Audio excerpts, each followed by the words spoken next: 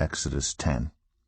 Then the Lord said to Moses, Go to Pharaoh, for I have hardened his heart, and the hearts of his officials, so that I may perform these signs of mine among them, that you may tell your children and grandchildren how I dealt harshly with the Egyptians, and how I performed my signs among them, and that you may know that I am the Lord. So Moses and Aaron went to Pharaoh and said to him, This is what the Lord, the God of the Hebrews, says, How long will you refuse to humble yourself before me?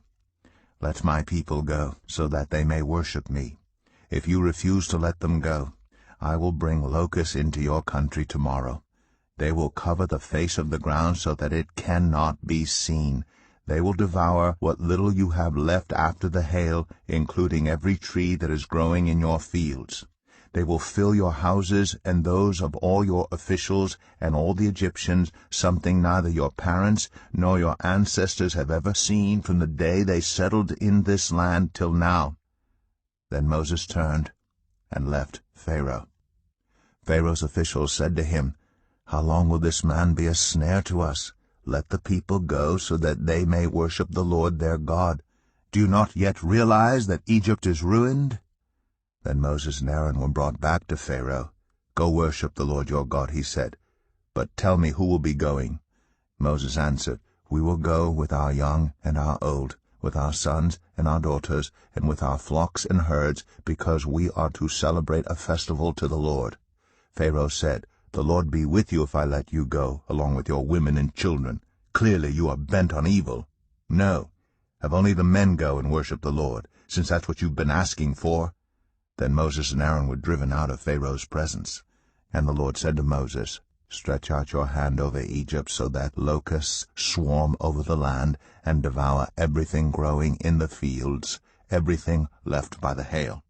So Moses stretched out his staff over Egypt, and the Lord made an east wind blow across the land all that day and all that night.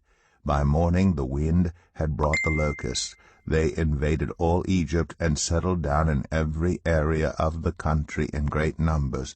Never before had there been such a plague of locusts, nor will there ever be again. They covered all the ground until it was black. They devoured all that was left after the hail, everything growing in the fields, and the fruit on the trees. Nothing green remained on tree or plant in all the land of Egypt. Pharaoh quickly summoned Moses and Aaron and said, I have sinned against the Lord your God and against you. Now forgive my sin once more, and pray to the Lord your God to take this deadly plague away from me. Moses left Pharaoh and prayed to the Lord. And the Lord changed the wind to a very strong west wind, which caught up the locusts and carried them into the Red Sea. Not a locust was left anywhere in Egypt. But the Lord hardened Pharaoh's heart, and he would not let the Israelites go. Then the Lord said to Moses, Stretch out your hand toward the sky, so that darkness spreads over Egypt, darkness that can be felt. So Moses stretched out his hand toward the sky, and total darkness covered all Egypt for 3 days. No one could see anyone else or move about for 3 days. Yet all the Israelites had light in the places where they lived. Then Pharaoh summoned Moses and said, Go, worship the Lord. Even your women and children may go with you. Only leave your flocks and herds behind. But Moses said, You must allow us to have sacrifices and burnt offerings to present to the Lord our God. Our livestock too must go with us. Not a hoof is to be left behind. We have to use some of them in worshiping the Lord our God. And until we get there we will not know what we are to use to worship the Lord. But the Lord hardened Pharaoh's heart, and he was not willing to let them go. Pharaoh said to Moses, Get out of my sight.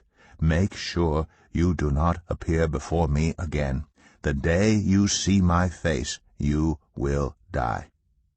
Just as you say, Moses replied, I will never appear before you again.